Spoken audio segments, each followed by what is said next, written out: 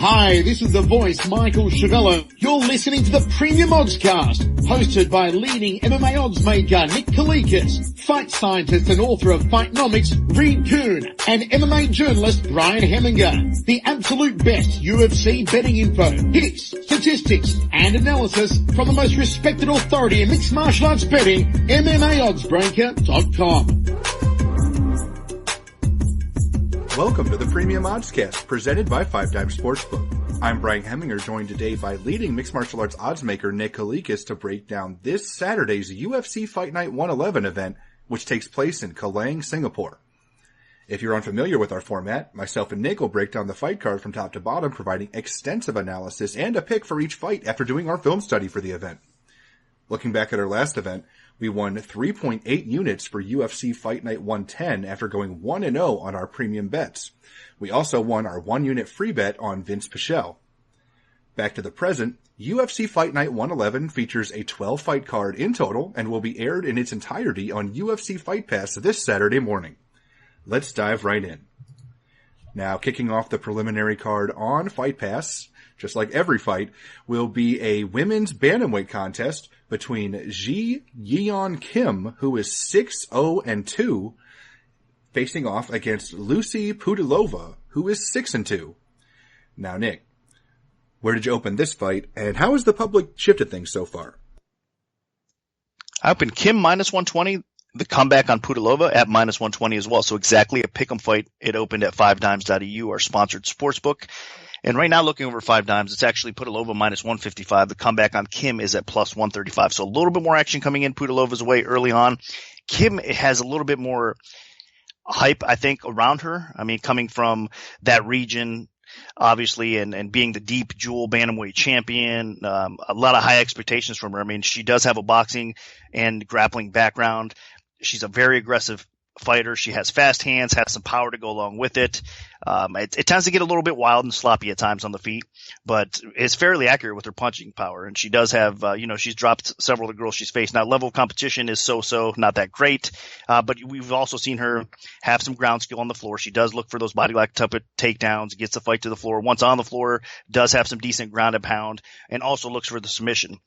She does scramble back up halfway decent after a takedown. She can be put on her back.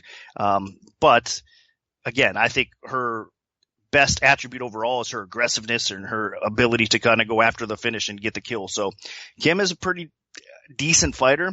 I think she's going to have her hands full, though, with Pudilova. I think Pudilova, obviously in her UFC debut, it didn't go so well for her. It was a rematch that she wanted to get back. I mean, she took that fight on short notice against Landsberg and ended up actually competing a lot better in the rematch than she did the first time around for her. So that shows you some improvement from Pudilova. She knew what to expect, of course, as well. But that being said, Pudilova on the feet, I'm fairly impressed. I mean, she fights long. She's going to have a little bit of reach in this fight over Kim. She knows how to utilize that jab well. She has a pretty good clinch game. She puts her combos together fairly decent as well. On the ground, she has a decent takedown defense, so it's hard to get her put on her back. But once she's on the ground, she actually, as displayed, even in her last fight a little bit, she does start looking for submissions. So she's got those long limbs. She starts throwing up an armbar, triangle attempts, or whatnot, and then scrambles back up to her feet fairly decent as well. So Pudilova is also a very well-rounded fighter. I think technically speaking, she's a little bit ahead of Kim. She's a little bit cleaner. I think Kim's going to struggle probably getting this fight to the floor. And if it stays on the feet, I'm expecting fireworks. I'm expecting these ladies to kind of slug it out a little bit. But I think if that happens, Pudilova is going to have the advantage and she either finishes Kim or ends up winning on the scorecards along the way. So my pick is Pudilova. I do think the early action coming in on her at minus 120 is accurate and it's correct.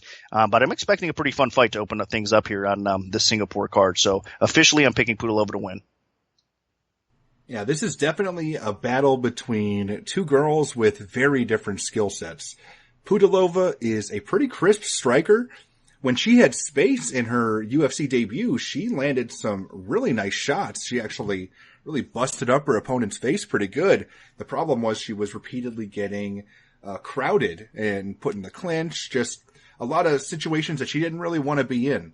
Now, my issue was she also did get taken down a little bit. Now, with Ji Yeon Kim, she is not a good striker. I mean, she's willing to bite down on the mouthpiece and just throw down a few times, but those are sloppy, wild strikes. She's really not going to hurt anybody that knows what they're doing on the feet. And Pudilova does know what she's doing. So what I see happening here is Kim will engage with Pudilova briefly. Pudilova's going to bust her up a little bit. And then Kim is immediately going to be closing the distance, trying to get a body lock, trying to push her into the fence, just trying to get a hold of her so she can potentially drag her down to the ground, because Kim is very good on the ground, actually. I mean, she's not like an elite grappler, but she's decent at holding top position. She has good ground and pound. She's an active guard passer, and she goes for submissions. So, if Kim can drag this fight to the ground, I think the odds of her winning are pretty good. But I mean, if it stays standing for extended periods of time, not only will Pudilova, win decisively in those exchanges, she could knock Kim out. So I'm a little worried about Kim in that department, but I think that she's smart enough to close the distance and work for those takedowns, and she might be strong enough to get those takedowns and win this fight. So I'm going to side with Ji Yi on Kim. I'm not crazy confident about it, but I think that she can pull this one off. So my pick is going to be Kim.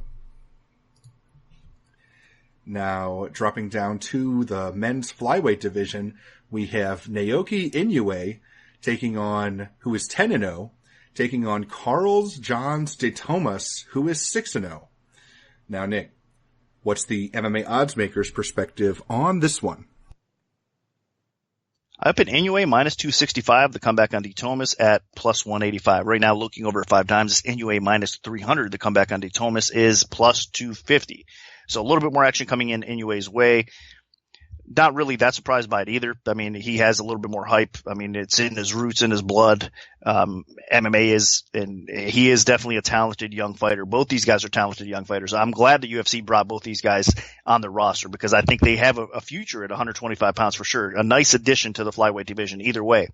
So this fight's going to be competitive. It's going to be probably a fun fight to watch overall. And I think that, again, these guys in the future are going to probably get better and better. I mean, both of them being 20 years old with the kind of skill sets that they have is definitely a good thing. I mean, like I said, future's bright for both people. But getting into this fight a little bit more, Inoue, I think that he's exactly what you see on film. He's a very aggressive fighter. He's long for the weight class. He's going to have some reach over most opponents. He has a karate background, and he also has a slick BJJ background as well. I mean, really slick on the ground. And his aggression often on the feet leads him to getting the fight to the floor, taking your back, or just being relentless with his submission attack. Now, he's from the Deep promotion as well, where we were just talking about with Kim. So, and that promotion as a whole, I mean, it's obviously a respectable promotion. I mean, it's definitely some talent in that circuit. And fighting in that organization compared to a lot of others is probably a good thing. So he's not going to be totally out of his realm here making his UFC debut. I understand the octagon jitters, and it is accurate. I mean, most of these guys tend to face that stuff, but I think Inoue is going to be really prepared for this, and even at age 20, and he's going to, bring his best. And I think de Thomas is going to actually be the same way. I mean, he's another guy that fights from a decent circuit, URCC. He fights from that league. He's actually their flyweight champion. He's a well-rounded fighter as well. He's a southpaw, switches stances standing a lot. So his striking is pretty clean, and he's a little bit unorthodox because of his switch up in style. Now, he likes to wrestle, get the fight to the floor, drop some ground and pound on you as well, has a little bit of a submission game. And I think that that's really his strength here overall. Is on the feet, he can land some damage. He can obviously have some success, but I think more so than anything, he's going to want to try to probably clinch up, get some trip takedowns, get this fight to the floor, and try to avoid the submission game of Inoue here. And I don't know if he's going to be able to do it. I think that's the dangerous part about this fight for de Thomas, is that he's going to, anywhere the fight takes place, I mean, Inoue's aggression on the feet and his aggression on the ground is just going to tangle him up, and it's going to be a very difficult fight for him. So even though de Thomas has a very good, promising future, I just think stylistically this matchup is a little bit tough. If he can't get Inoue out of there early, if he can't knock him out, or if he can't maintain top position without having to just scramble out of submission attempts for his life, he's going to lose this fight. And I think that all those things are probably going to come into play. Inoue is going to be the aggressor on the feet. He's going to push a high pace. He's going to end up taking Thomas's back and then probably getting the finish. If not, he'll probably squeak out a pretty competitive type of decision. So right now, with the early action coming in towards Inoue. I do agree with it, but at minus 3-1, I'd probably stay away from where it is right now and just kind of sit back and watch this fight. So I wouldn't say exactly it's a dog or pass situation, but I would say that there's no value left in betting the favorite here in this price either. So I am picking Inoue to win, but it's going to be probably a pretty decent fight. So just be cautious if you're going to bet him.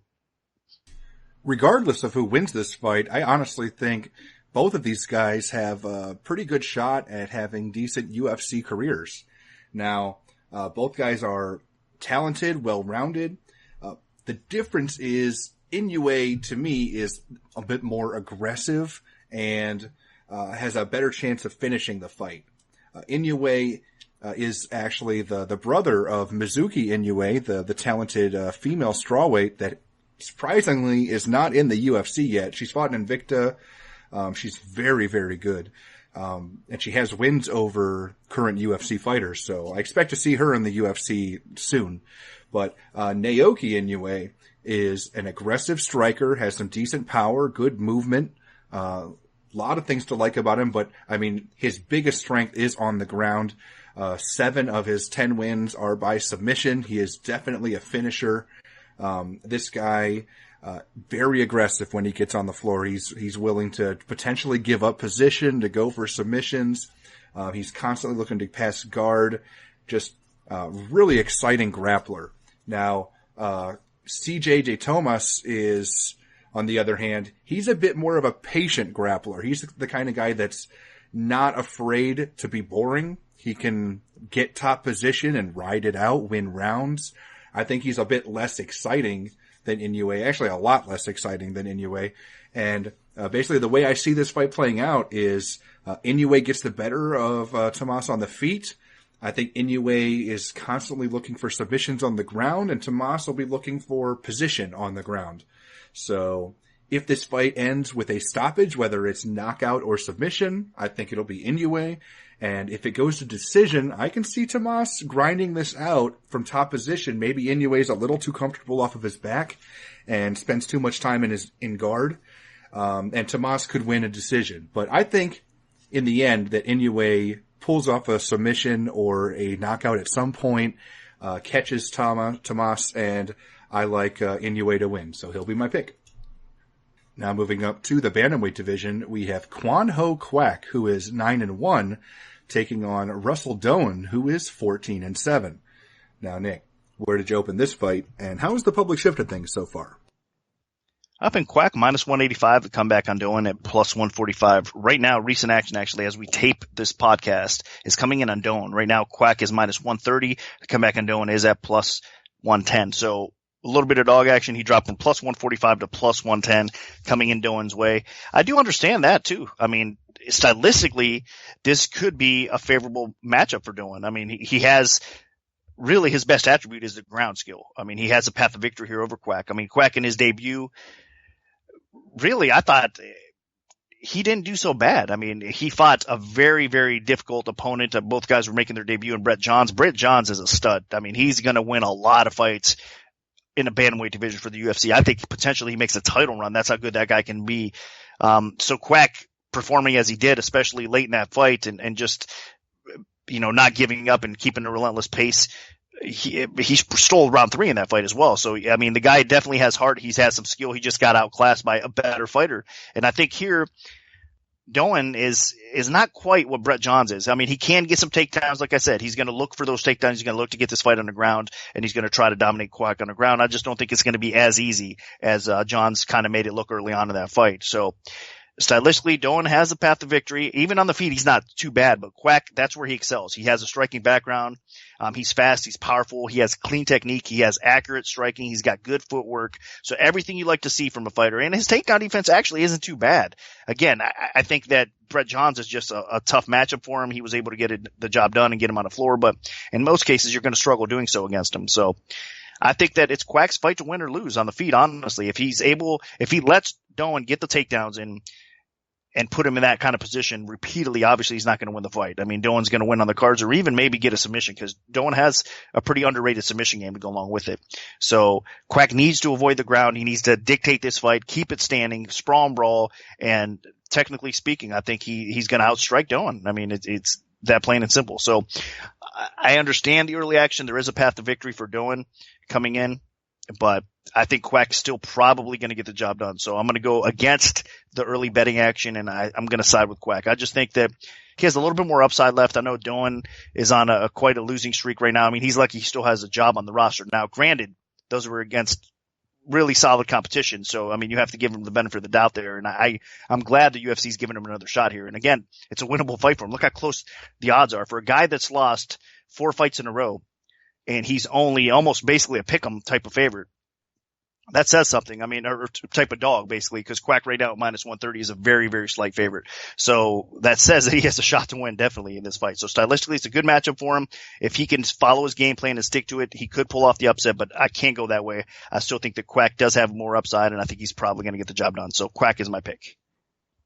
Yeah, this fight is all about who is able to impose their will.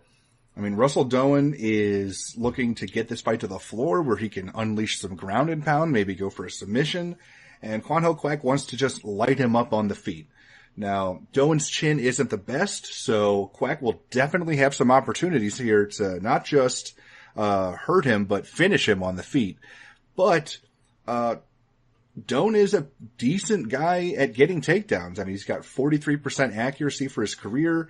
Quack in his UFC debut got taken down repeatedly by Brett Johns in that fight. But, I mean, he was game. I mean, he ended up fending off some takedowns late in the fight, looking pretty strong. So, I mean, this guy can go hard for 3 rounds for sure. But the takedown defense does need to improve. And now, Russell Doan isn't quite as good at takedowns as Quack's previous opponent, so he's got that going for him. And if his takedown defense is even better this time around, then I really like Quack's odds. Kwan Ho Quack has solid striking. He's got good power with both hands. He has heavy kicks, so he can do some serious damage. He just has to be careful not to leave himself exposed, getting too over-aggressive on the feet, because Doan will shoot in and try to get him to the floor. So overall, I think Doan has a decent shot to get this to the ground, but I don't think Doan can finish it, and I expect that Quack can get back to his feet and do some damage on the feet, and I think that there's a decent chance that Quack doesn't just win, but gets a knockout victory at some point. So I'm going to side with Kwan Ho Quack here. Now moving up to the welterweight division, we have Li Jinglong, who is 12-4, taking on UFC newcomer Frank Camacho, who is 20-4. Now, Nick, what's the MMA oddsmaker's perspective on this one? Up at Jinglong, minus 405 to come back on Camacho at plus 285. Jinglong is now minus 420. Camacho is plus 335. So it looks like it was ballpark. You know, I mean, Jinglong being a high favorite might be surprising to some, but stylistically in this matchup against Camacho, I think it's probably justified. Now, Camacho, I'm glad he's making his UFC debut. He's a type of veteran fighter that has been working a long time to get to this spot. So he deserves to be on this roster and have a shot at winning some fights. Unfortunately for him, he's taking this on short notice, and it's a tough matchup for him. I mean, size-wise, even let's start with that. He has been fighting at welterweight recently. Camacho has been, but he has in the past also fought at lightweight. So he's been doing a little bit better overall at welterweight. It seems like it's not really out of his realm that much because he's getting some W's. He does have a loss recently as well on there by knockout. But that being said, overall, I think Camacho's really not that bad off at welterweight. Let's put it that way. But Jinglong, on the other hand, is going to be. He's going to be the bigger fighter. He's going to be the stronger fighter. So it might actually show here in this matchup. And he's going to have to fight more of an uphill battle to deal with the size and the skill of Jinglong. So it's a tough matchup for him. I mean, what Camacho likes to do best is stand and bang. He has knockout power. He definitely has the accuracy to put people on the floor with his power. But he also defensively can really improve. I mean, his cardio isn't the greatest, and he gets tagged on the feet. He's been knocked out 3 times in his career out of 4 losses. I mean, that's the way he's been finished. And against Jinglong, we all know, I mean, especially as of late, he's been showing off a little bit of knockout power. He's an aggressive fighter. He likes to get in these wars with people as well. So I think if that's what happens, if they get in a firefight here, Jinglong is going to be the bigger, stronger, better striker on the feet, and he's probably going to catch Camacho along the way and knock him out. Now, if Camacho is game early on, I think the later it goes into round 2, round 3, he's going to start to gas a little bit more. I mean, if you look back at his footage as is, he does tend to slow down as the fight goes. So I think in this matchup, taking it on short notice, whether he's in decent shape or not, with, again, we mentioned octagon jitters, your debut nerves, everything that comes along with this spot, it's not going to help him. So Jingliang has a big advantage here, and I think he's probably going to come away with the win. So I think it is justified in this spot that he is a 4-1 or more favorite. And I think it's pretty fair and accurate. I would stay away from where the line is now. I don't think there's value on Camacho. I don't think there's exactly value on Jingliang either at this point. So another spot where you just kind of pass from the betting window and just sit back and watch a pretty fun fight because somebody's getting knocked out and it's probably going to be, unfortunately, Camacho. So my pick is going to be Jingliang to win. Li Jingliang should have a pretty decent size advantage here. I expect he's going to be able to bully Camacho around a bit, both on the feet and on the ground. Camacho is a decent ground fighter. He has some good submission ability, and he's got some power on the feet. So there's no way you can just completely count him out. I mean, this guy could knock Jingliang out in a stand-up exchange, and if Jingliang leaves his neck exposed on the ground, then Camacho could grab a hold of that, because Jingliang has been a bit sloppy at times with his striking defense and with his grappling defense. He does leave some holes that can be taken advantage of. Now, that being said, Jingliang is rapidly improving. I mean, he went from a fighter that basically was just all about grabbing onto his opponent like a leech, that's how he got his nickname, and then dragging them to the floor and then just riding out victories. He went from a fighter like that to somebody that's willing to just stand and bang and throw down and get, impressive knockout victories. His last fight was a firefight for 2 straight rounds that he ended up getting the better of. So I've been impressed with not just Jingliang's power, but his durability and his conditioning. I mean, he's been able to go hard, and in a fight where you're just winging punches, that takes a lot out of most fighters, but he was able to do that. So, I think a huge advantage for Jingliang in this fight will be conditioning. Camacho does slow down in fights, and, if he's gonna have Jingliang, if he's gonna have to carry that weight at times, if they're gonna be in the clinch, if they're gonna be on the ground at any moment, then Camacho is going to have his hands full and he's going to be getting tired quick. So I think Camacho basically has 1 round to try to finish Li Jingliang, and if it doesn't happen, then Jingliang will just probably knock him out in the 2nd or 3rd round as he starts to fade. So my pick's going to be Li Jingliang. Now, dropping down to the flyweight division, we have Justin Scoggins, who is 11-3, taking on Ulka Sasaki, who is 19-4-2. Now, Nick, where did you open this fight, and how has the public shifted things so far? Up in Scoggins, minus 555 the comeback on Sasaki, plus 365. Scoggins right now over at 5 dimes is minus 525. The comeback on Sasaki is at plus 415. So line margins have tightened up a little bit. There has been some two-way action on this fight. It's been moving up and down a little bit. Of course, some people aren't going to hesitate from taking Scoggins straight and put him in parlays.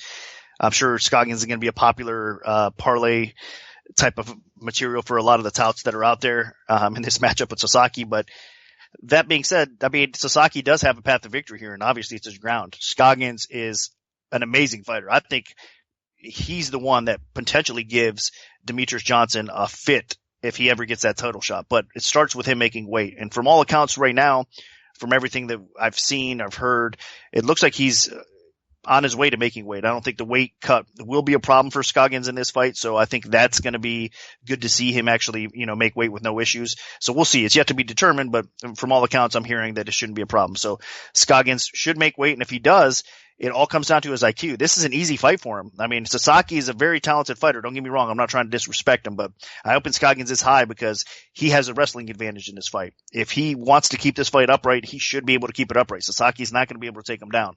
Now on the feet, Scoggins is going to light Sasaki up. It's not even close.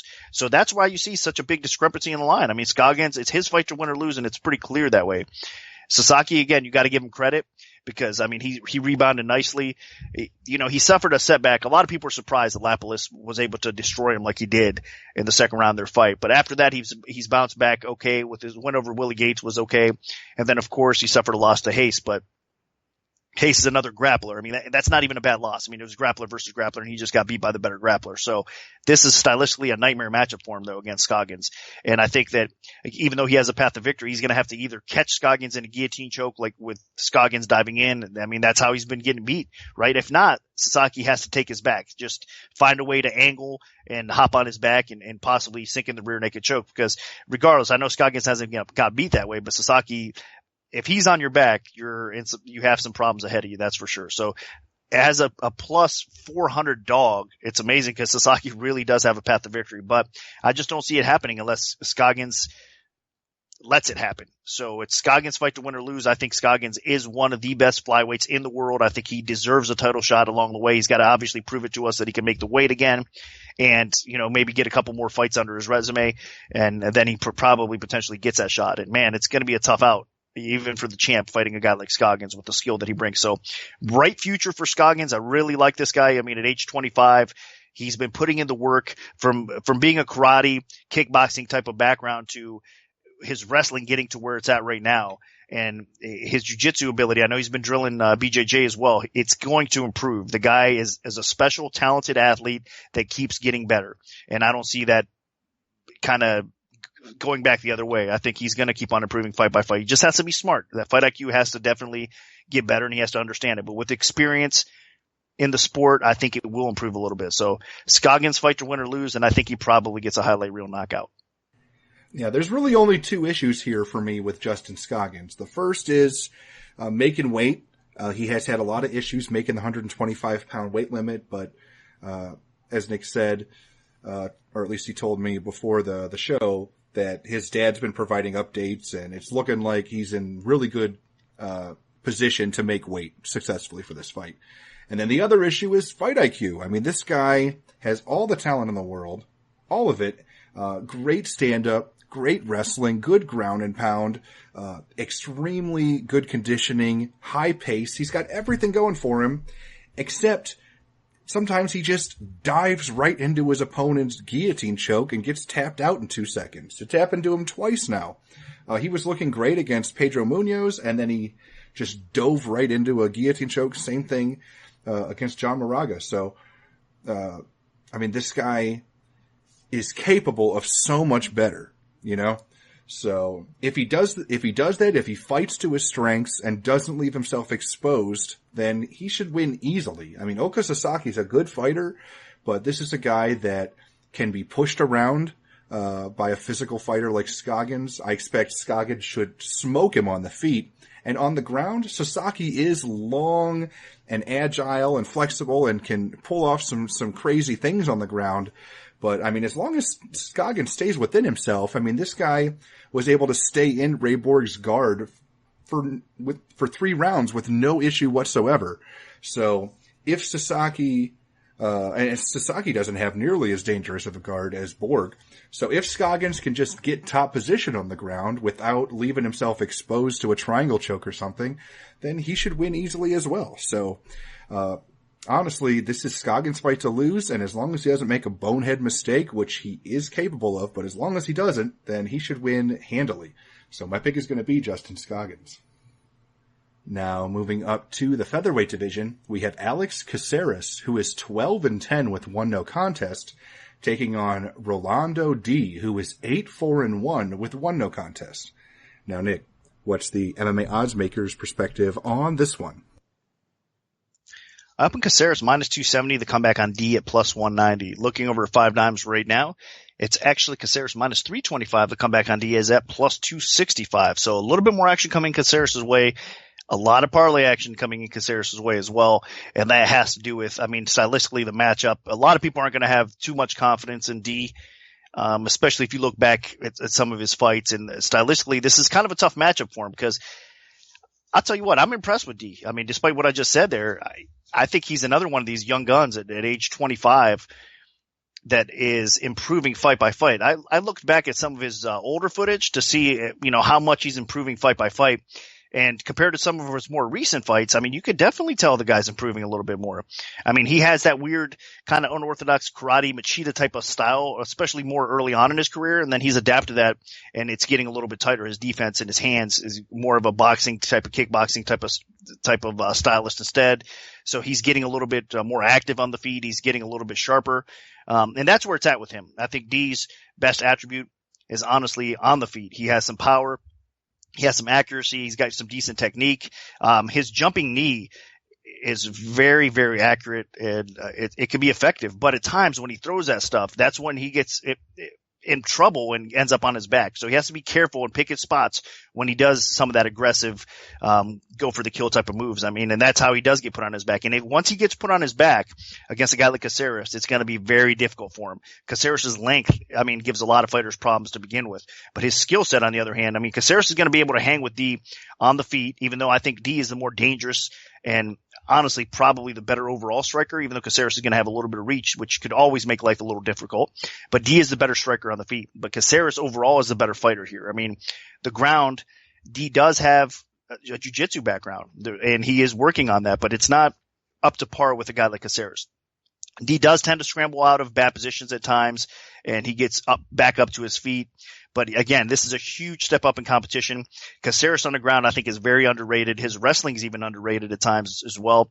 So I think what happens here is we're probably going to see a really good fight.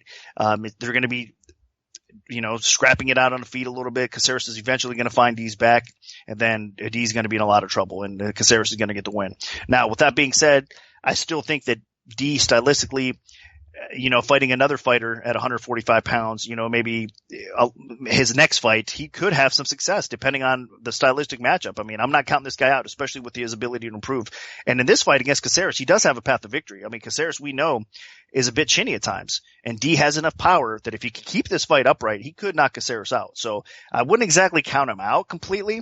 And again, with his upside, I think that D probably at this point of his career at age 25, even though Casseras is fairly young still, I still think D can improve and get a little bit better. I'm curious to see if he could maybe drop down a bantamweight eventually. I think the bantamweight division would be even better for him, but I'm not so sure. We'll see how it plays out here with Casseras first. I think Casseras is just stylistically going to be a tough matchup for him. Again, D is also coming into this fight on short notice. And I should mention, D's camp has done things pretty good for him, meaning that he did get offered a fight in the UFC last year. He got called up, but he didn't take it. His camp did not take it. They wanted to be a little bit more prepared before they made their UFC debut. Now he's taking this fight on short notice against a talented guy like Casseras, and they took it. So that tells you they either love this matchup for D, or he's at the point where he has tightened up everything a lot more than he was about a year ago. He's improved a lot better, and I think he's going to probably end up showing it here. So it's interesting to watch how that plays out. But I know that D's been on the UFC's radar for a while, and he finally accepted the offer to make this his debut here. So I'm hoping it's a fun fight. I wouldn't be too upset if he does pull off the upset here, but it's still going to be a tough one for me to think that he does come through with that. So Casseras is just a level ahead of him right now, and I think it's going to be a little bit too much of a step up for D to get the job done here. So my pick is Casseras, and probably on the ground by sub. Yeah, this is a fight where Casseras probably wants to get it to the floor, and D definitely wants to keep it standing. Now, on the feet, Casseras will have a bit of a reach advantage. I mean, this guy is long and lanky, even though he's fighting at featherweight where he's fought at bantamweight before, he still is a very long featherweight. So I'm expecting he'll have the reach advantage. So maybe at distance he'll be doing okay. I expect Casseras will probably be a little bit more of the active striker in stand-up exchanges. But what he's got going against him is Casseras' chin is not very good, and D has some power. I mean, this guy is a pretty well-developed striker. I expect D, if he can connect with some solid combinations or just one big punch, he could rock Casseras and potentially finish this fight. Now, if it goes to the floor, Casseras does have a very good ground game. He has those long limbs that he can wrap around his opponent. He finished multiple fights by triangle choke in the past. So if he gets in guard, he can still win. But I mean, he'll probably be looking to get this fight to the floor if he can close the distance. He's not exactly a takedown artist, though, so it'll be interesting to see what he's trying to do here, because in open at open distance, Casseras probably should have a slight advantage because of his range. And then in boxing range, D should have a huge advantage. And then if he can close the distance to the clinch, then Casseras should have a huge advantage as well because he can potentially drag this to the floor and get it to the ground. So depending on where this fight takes place, it could go either way, but I'm siding with Casseras. I mean, he's got so much UFC experience, and I'm sure that he's looking to have a nice rebound performance here. But he definitely can't sleep on D because D's power and technique on the feet could finish the fight at any moment. But I'm going to side with Alex Casseras.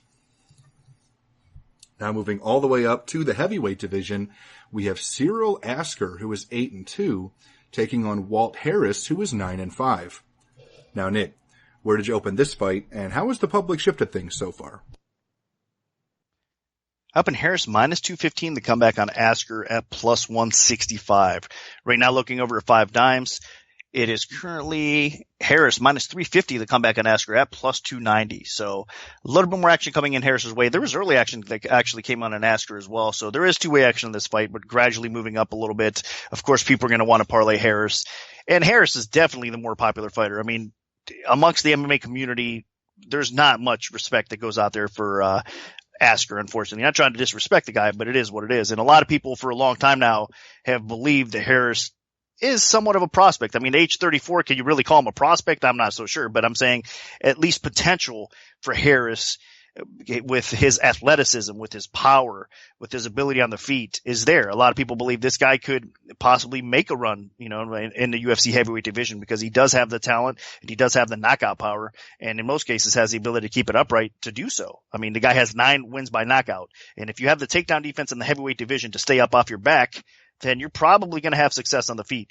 Again, his athleticism is going to be key here. I think he is the better athlete, and he's going to have some advantages, including reach on the feet here against a guy like Asker. Asker is a little bit shorter, obviously, for the heavyweight division, has a ton of power, and he's a pretty well-rounded fighter. I mean, he has some knockout power in his own right. I mean, we saw that even in his last fight as well. So Asker's not one to be really taken lightly. I mean, if he connects, there is a path to victory, obviously, for him as well, because Harris has been knocked out a couple times. So Asker has enough power to put Harris out. But I think he's going to have to really perform better than he has, I mean, in his entire career, because this is a bigger step up again for Asker, I think, in this spot, because I think he's going to have to adapt to the longer reach of Harris. He's going to have to probably eat some punishment coming in and trying to close that distance against Harris. And can he withstand some of that power from Harris? I'm not so sure. So if to me, they're heavyweights. I mean, obviously one punch can end this thing either way for either one of these guys. I'm expecting it to probably stay upright.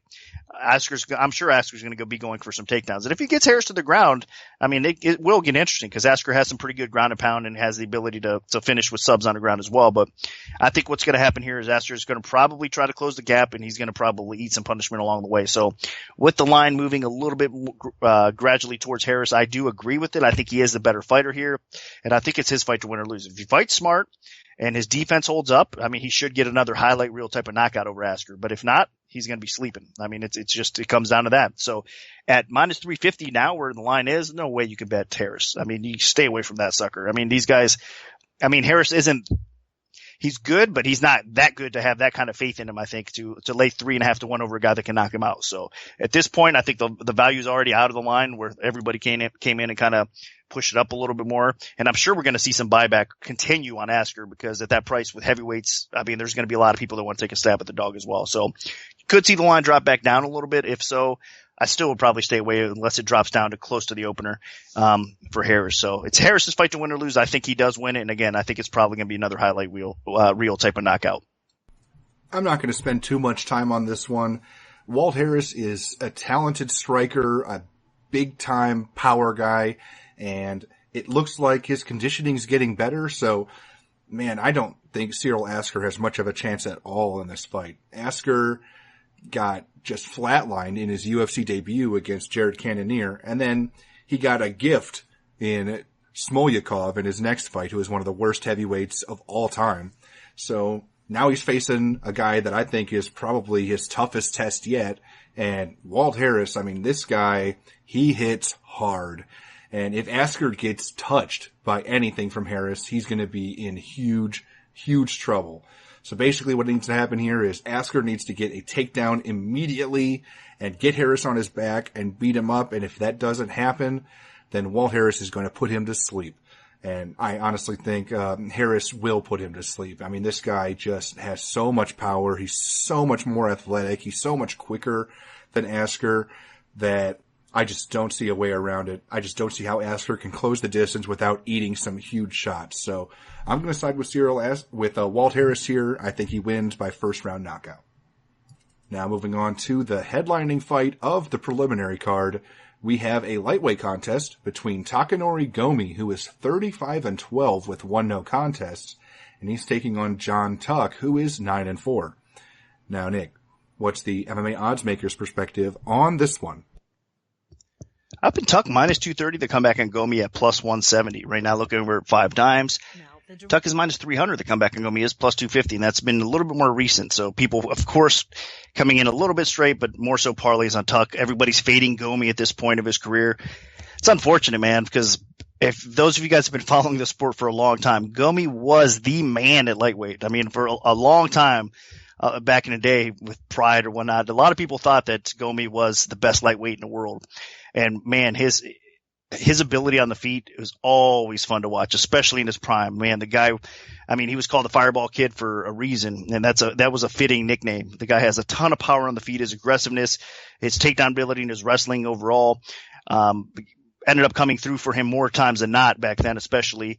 And just awesome, man. I mean, just one of the legends in the sport, and deservingly so. Gomi is something else. So I have a ton of respect for him. I always will. Always loved watching him fight. It's unfortunate for him. He came over to the UFC a little bit too late. I think we started seeing some improvements in his game. I mean, if any flaws throughout Gomi's career, it was a ground game, obviously. He could get beat by better wrestlers. He could get beat by submission artists on the ground. But he started addressing some of those areas. His takedown defense started getting better. His submission defense started getting better. I know that's hard to say because he suffered losses in the UFC that way, but if you really look close, you can tell he has improved those areas. It's just stylistically, the fighters that they gave him, the UFC kind of fed him to. I mean, it just weren't good matchups. I mean, the Valley Flag win was pretty solid for him. He even hung in there with Diego Sanchez, which a lot of people believe he should have won that fight, and I'm one of them as well. I mean, that was a close fight. Gomi should have definitely could have got that nod in that fight against Diego Sanchez. But then, I mean, his last few losses, I mean, look at him. Miles Jury, there's no way he's ready for Jury. Lozon, he's just too well-rounded for him as well. And same thing for Jim Miller. So the bad thing is he's been getting knocked out. I mean, he's been suffering TKO, KO losses by these guys as well. So his chin is starting to go. He's 38 years old. He's not getting any younger. So he can be rocked. He can be put out on the feet now. And then, of course, even if you don't knock him out on the feet, if you do enough to get him weaker and then shoot a takedown in after or whatever, you could get him to the ground a lot easier now as well. So Tuck knows what he's up against here, and I think that his confidence has to be high. I mean, if you see a declining fighter like Gomi in front of you, and Tuck has been a pretty solid fighter overall. I mean, I think he hasn't lived up to his expectations so far in the UFC either, but I still think that he's ahead of Gomi. I mean, on the ground, there's no question Tuck is the better fighter on the ground. On the feet, I think still Tuck can probably knock Gomi out there as well. So I think a lot of people are coming in on Tuck, again, fading Gomi at this point, and I think it's probably accurate and it's fair to say that Tuck is going to win this fight. So I understand it. I kind of agree with your reaction on Tuck as well. Part of me just still wants to see Gomi, a throwback Gomi, keep this fight upright, land a big punch on the feet, get Tuck in trouble, maybe possibly finish him as well. So I'll be cheering for Gomi. I'll be rooting for him as the underdog, but it's hard to back him as a dog. It's not a dog or pass situation. It's probably a favorite or pass situation. And that's why you're seeing some of the early action kind of raise the line. I was expecting it a little bit, so they knew to move a little bit harder on some of these fights. And this was, in one case, this was one of them. So it is what it is. I mean, at minus 300, I don't know. I mean, it's one of those things that could there be some value in Tuck? Possibly, but at this point, against a guy like Gomi, I'd still, even though he is declining, I'd still probably stay away around 3-1 or so. So not much left as far as value on Tuck, but I do think he probably gets the job done, and he's going to win inside, whether it's, again, by him rocking Gomi and then maybe choking him out or just knocking him clean out. I think that Tuck's going to probably get away with the win here. If this fight had taken place back in the heyday, I mean, Takanori Gomi would be a minus 1,000 favorite, but that's just not the same Takanori Gomi anymore. I mean, this guy that we're watching fight right now at 38 years old is the ghost, the shell of Takanori Gomi. He doesn't really have that same power. He doesn't have the durability. He doesn't have the defense on the ground. He's garbage. I mean, it's not just not fun to watch Gomi fight anymore. It's sad. I mean, he's going out there and just getting destroyed repeatedly. I mean, just look at his last 3 fights. He fought Miles Jury, Joe Lozon, Jim Miller, all round 1 knockouts or TKOs. It's not been fun.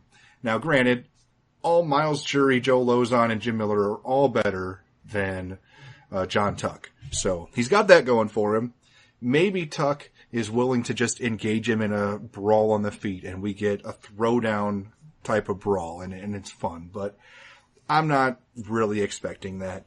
Takanori Gomi, I mean, like I said, 38 years old now, and he can't take punishment. When he gets on the ground, the second he starts getting hit, he just turtles up until the ref stops it.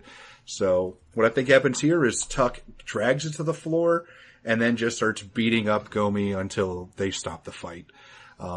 If it stays standing, Tuck has never been knocked out either. So Gomi's best chance of victory is to be the first person to ever knock John Tuck out.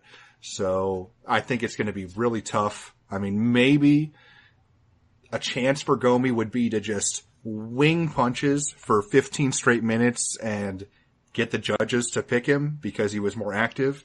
But even there, I think that's going to be difficult because it's going to be open to takedowns. So I got to side with John Tuck. He's just got a lot more going for him at this point. And with him being from Guam, this fight being in Singapore, it's looking like they kind of want the at least nearby hometown guy to get a big win. So I'm going to side with John Tuck. Now moving on to the main card in the welterweight division, we have Tarek Safadine, who is 16-6, taking on former UFC lightweight champ, moving up to the welterweight division for the first time, Rafael dos Anjos, who is 25-9. Now, Nick, where did you open this fight, and how has the public shifted things so far? I opened Dos Anjos minus 185, the comeback on Safadine at plus 145. Dos Anjos is now minus 270, the comeback on Safadine is plus 230. So needless to say, some stray action early on, bumped the line up for RDA, and it was about 3-1 or even higher at one point. Now it's coming back down a little bit because there's some action coming back in on Safadine. So there is two-way action at the books here. Of course, Dos Anjos is going to be another one of these parlay favorites for a lot of people at this point, I think, and a lot of touts out there, I'm sure, are going to put him in parlays as well. They just think the Safadine's, what it comes down to is he aggressive enough to be able to steal a fight from a guy like Dos Anjos? Maybe not. I mean, it definitely, Dos Anjos is the more active fighter. I mean, he pushes a higher pace overall. He's got obviously the wrestling here. He's got the more well-rounded game. There's no question about it. Dos Anjos is a great fighter. Now, he is moving up to welterweight. We should say that. And I mean, obviously he was the champion at 155 pounds. So the weight cut tough for him. Maybe 170 is a better weight class for him. We're seeing a lot of that recently. Fighters that move up actually end up faring decent in most cases if they have the technique and the ability and the technical skill set to do so, even at a higher weight class. I mean, the weight cut's not as drastic and they're performing better. So Dos Anjos, if anything, he's a little bit chinny, but at, again, 170 pounds, it should probably hold up a little bit more.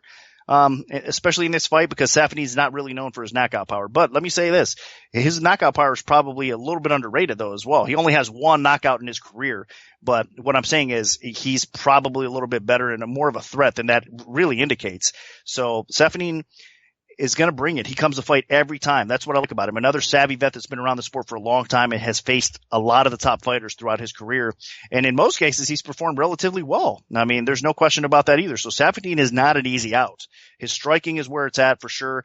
I just wish you could put his foot on the gas a little bit more at times and make him become a little bit more aggressive, because I think he obviously would fare a little bit better. But overall, I think this is probably going to be a competitive fight because Safadine's takedown defense is very good. And I think Dos Anjos is going to struggle getting this to the floor. And if he does that, even if Dos Anjos is a little bit busier, I mean, Safadine's going to get his on the feet as well. So this is going to be a competitive type of matchup to the point where I don't really agree with where the line is now. I think around 2-1 or so was a little bit more accurate for this fight, especially with all the circumstances surrounding it, with RDA bumping up for the first time. I'm not so sure that RDA is still in the prime of his career either. I mean, there's question marks about that for me. I know that might be a little bit unfair to say, but we'll see. I mean, this is going to be a big indicator of that. Now, of course, Safadin's not in the prime of his career either. So, I mean, you could say the same thing about either fighter here, but still, I think what I expect in this fight is RDA to be putting his foot on the gas, as I just mentioned, a little bit more so than Safadin. So he probably does steal the type of fight that is close competitive on the scorecards.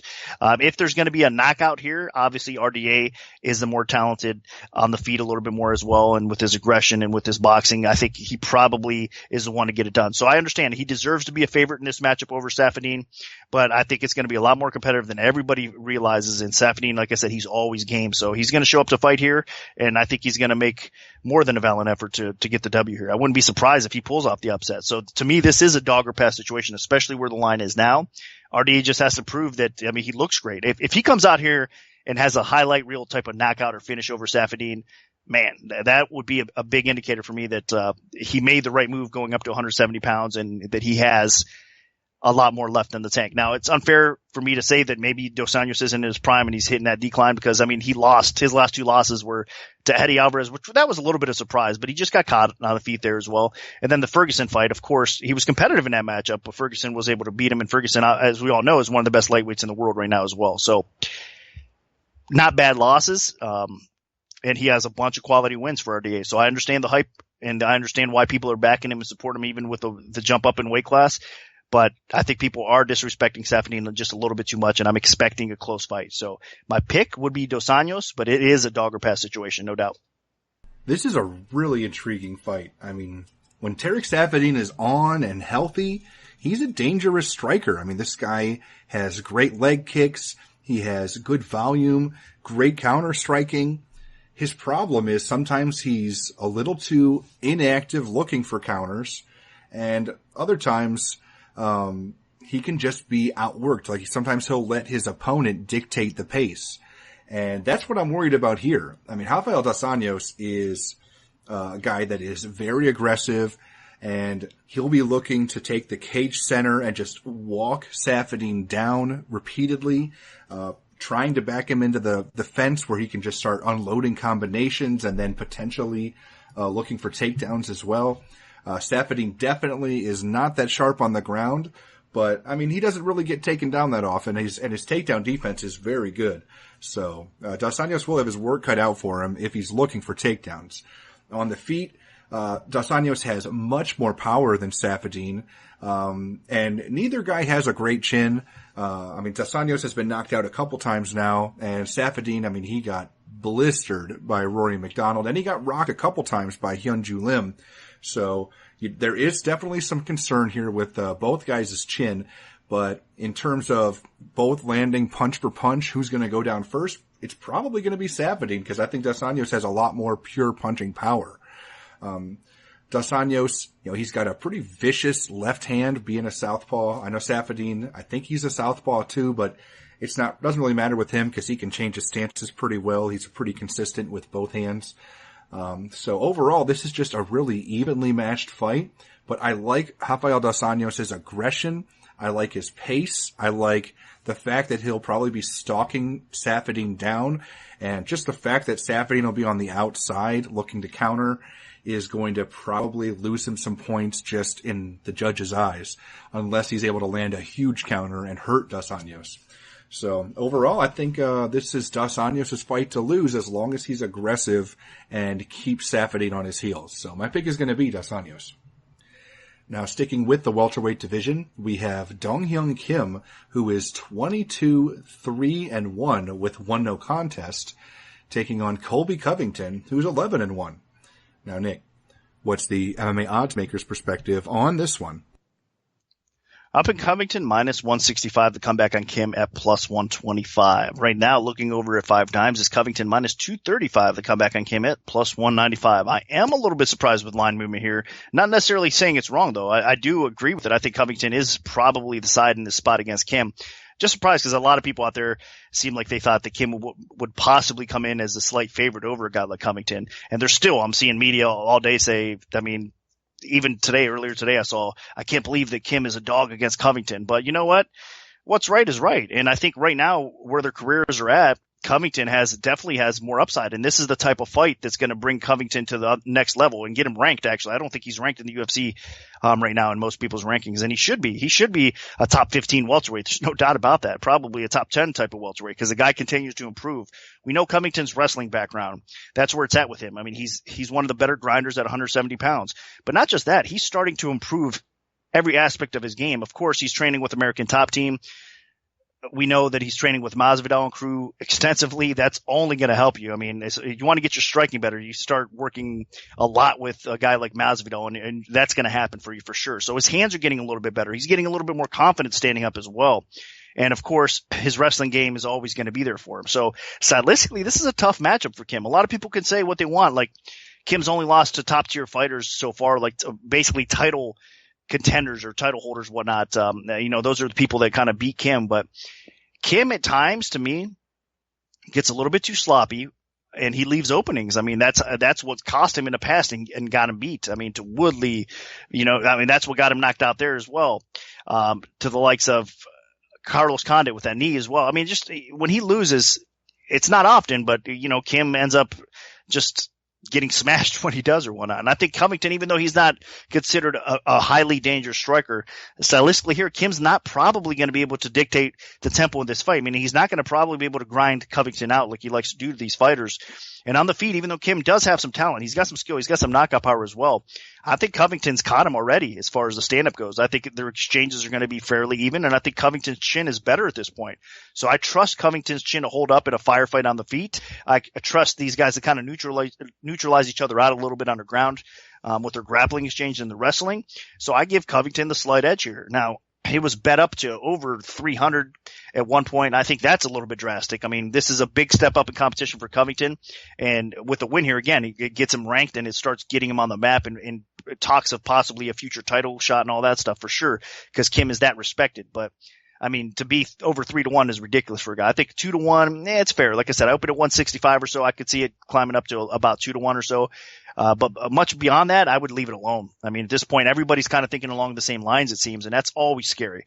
When all of us are thinking, oh, this is a bad matchup for Kim, oftentimes the person we're saying that about ends up coming in and surprising us all. So I would be still a little surprised if Kim pulls off this upset. I do think that Covington is the side, and he's just a better fighter right now. And that's saying a lot considering Kim has accomplished what he has and who he's beaten throughout his UFC career. So I just think right now we're going to see Kim starting to kind of hit that decline spot, and we're going to see Covington continue to improve and get better. He's younger. I think he's getting, like I said, he's improving his overall game fight by fight. So it's his fight to win or lose. If he fights smart, which I think he will, and he dictates the pace of this fight, which I think he will, he's probably going to catch Kim along the way. And I wouldn't be surprised if Covington wins this fight by knockout. If it hits the scorecards, it'll be close, but Covington probably gets the edge there as well. So I do side with the early action here. I think that Covington does get the W. I am just surprised that Kim is kind of getting lack of respect at the betting window a little bit, but again, that'll change. We're already starting to see some action coming back in on Kim. So by the time the fight actually happens, I guarantee the sportsbooks are going to be a lot more even on this fight if they're doing their job right than the people realize, even with Covington kind of blowing up a little bit as a favor. So it is what it is. I'm expecting a pretty good fight, and I'm looking forward to watching Covington probably get this win because I'm curious to see where his career goes from here. I think he has a bright future, and we've all kind of known that, when he made his UFC debut that this guy had a lot of potential. So I'm glad to see it kind of working out the way it's supposed to. So my pick is going to be Covington to probably finish Kim along the way. I'm a big fan of Colby Covington. Like Nick mentioned that he's not ranked right now. I'm actually on the UFC rankings panel, and I do have Covington ranked in my top 15. I think he is a spectacular fighter, and he has a ton of potential. Now, Dong Hyun Kim, I mean, we know what we get with him. He's a guy that has power on the feet, really sloppy on the feet, but he can land those vicious knockout blows. I mean, what he did against Eric Silva was unreal. And same with John Hathaway. Now, on the ground, that's where his strength really lies. I mean, he gets takedowns, he gets top position, he's big, he's strong, he's stifling, and he can just smother you there. The problem is he's facing somebody in Colby Covington who has a very good wrestling pedigree. He's a guy that's just about as big as Kim, not quite as long. Kim does have a 4-inch reach advantage here, but Covington, his striking has come a long way. I think he's the more technical striker than Kim. Kim does have more power, but Kim also has a way worse chin. So, I mean, if they're just in a stand-up exchange, I think Covington actually has the better chance of knocking Kim out because of Kim's chin strength. So, there's potential here that Covington could get his first knockout on the feet in this fight. Now, if this fight goes to the ground, it should be interesting, but I think I'm going to side with Covington. I mean, he's younger, he's a little bit stronger, I think, and overall, I just think that he is a little bit more technical with his ground grappling exchanges. I mean, Kim got put on his back a little bit in his last when he fought Tarek Savadine, and Savadine is definitely not a great wrestler. So, I mean, if Savadine can put him on his back, I think Colby Covington definitely can. So, I just see just about every advantage in this fight being Colby Covington, whether it's chin strength, youth, wrestling, striking technique. The only thing I favor Kim with is just pure power and the fact that he is a lot less predictable on the feet. I mean, he can throw a lot of crazy stuff, but it can come back and bite him. I mean, look what happened against Tyron Woodley. He threw a crazy spinning attack and Woodley just punched him right in the face and knocked him out cold. So I like Colby Covington here. I think that he doesn't just win, but he wins by stoppage at some point. Now moving up to the heavyweight division for the co-main event of the evening, we have Andrei Arlovsky, who is 25-14 with 1 no contest, taking on Marcin Tybura, who is 15-2. Now, Nick, where did you open this fight, and how has the public shifted things so far? Up at Tybura, minus 190. The comeback on Arlovsky at plus 150. Right now, looking over 5 dimes, it's Tybura minus 250. The comeback on Arlovsky is plus 210. So, action coming in on Tybura a little bit more, and I do agree with it. I mean, honestly, I gave Arlovsky a little bit of more respect than probably should have here in this spot because, I mean, typically he does get bet at the betting window as well. Unfortunately, in this case, we got to be smart. We got to kind of gradually move up with Tybura when we can, and that's exactly what's going on here. It's kind of, people are coming in a little bit more on Tybura, but there is two-way action in this fight as well, but you got to kind of keep it up a little bit higher because, look, it is what it is here in this fight. I think it's pretty obvious. It's pretty clear. They're giving Tybura Arlovsky so he can get a solid win on his resume, and there's another heavyweight that they could potentially pop up and move up the ranks because the heavyweight division, we all know, is not that deep. I mean, there's some talent in the heavyweight division for sure, but there's a long way to go before that roster gets extremely deep. So getting Tybura a name like Arlovsky, I mean, that's what they've been doing this guy. Let's say it like it is. I mean, they've been feeding Arlovsky to guys that can beat him so they get a well-known fighter on the resume as a win. You know what I mean? And it makes them look a lot better. It makes them, say, okay, hey, he's got to win over a former champion Arlovsky. He's got, and when they're trying to push him towards a title shot or whatnot, or trying to push the fighter towards a big matchup, that's exactly what's going on here.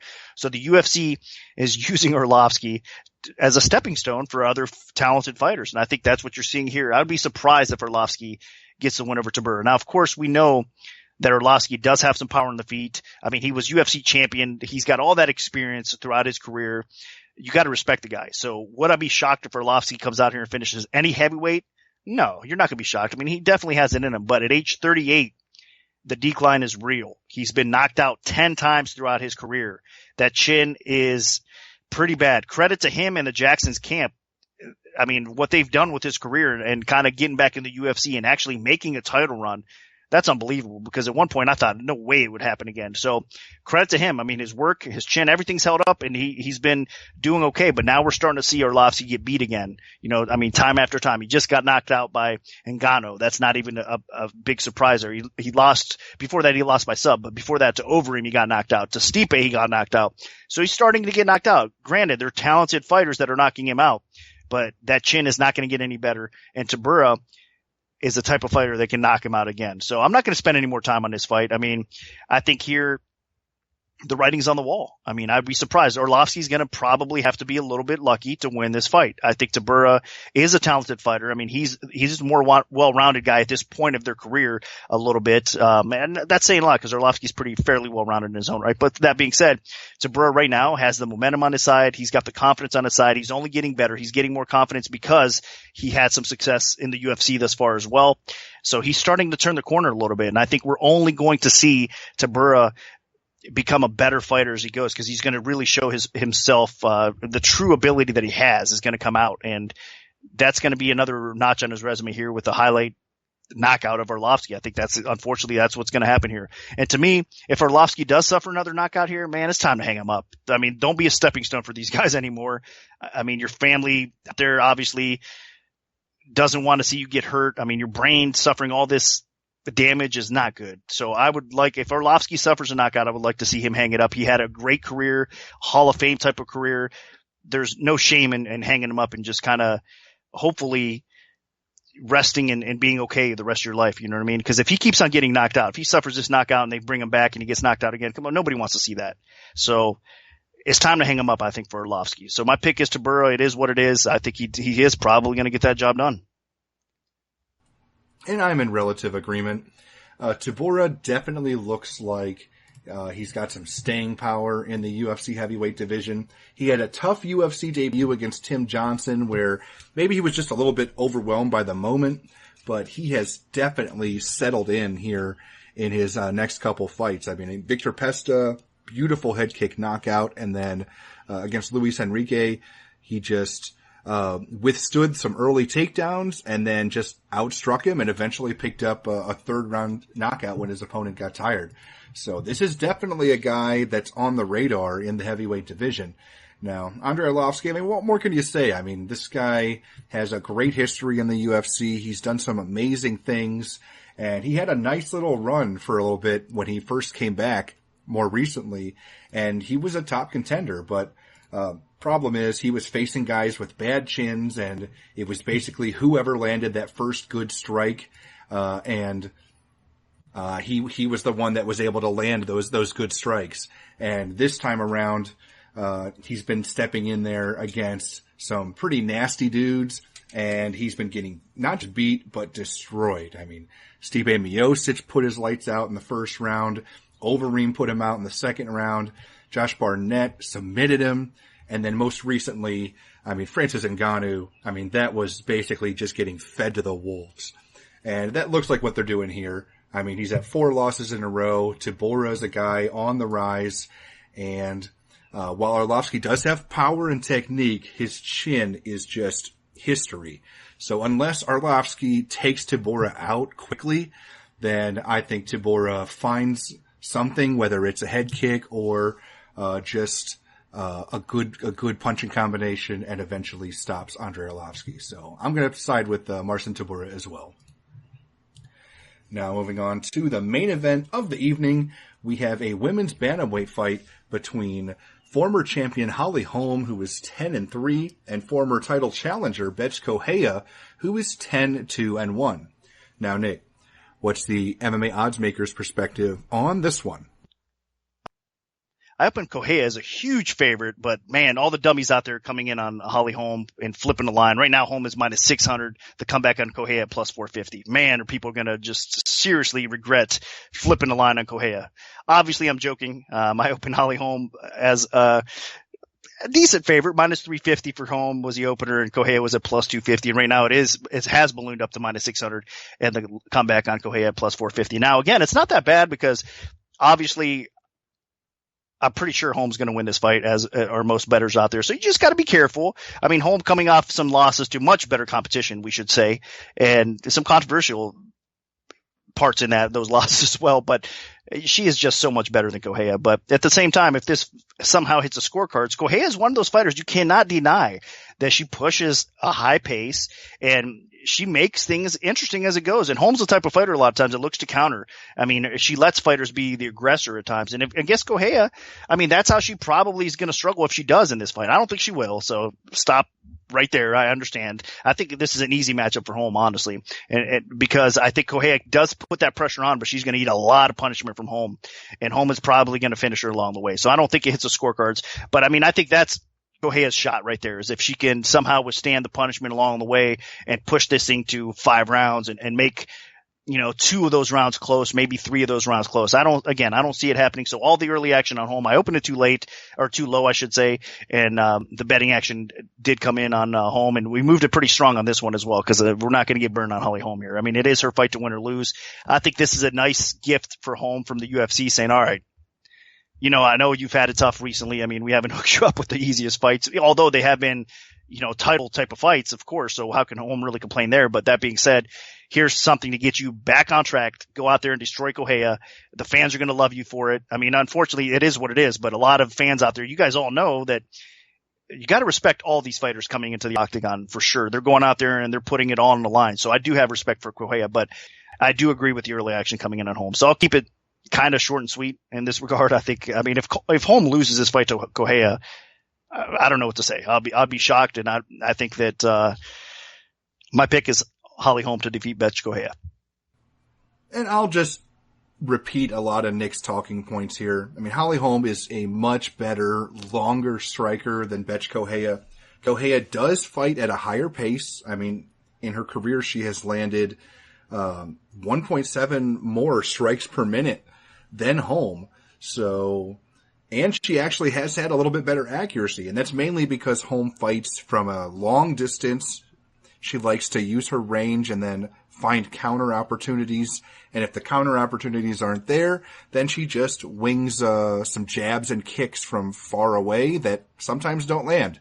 So Correia is definitely more of a in the pocket striker. She wants to fight in the phone booth, get a brawl going.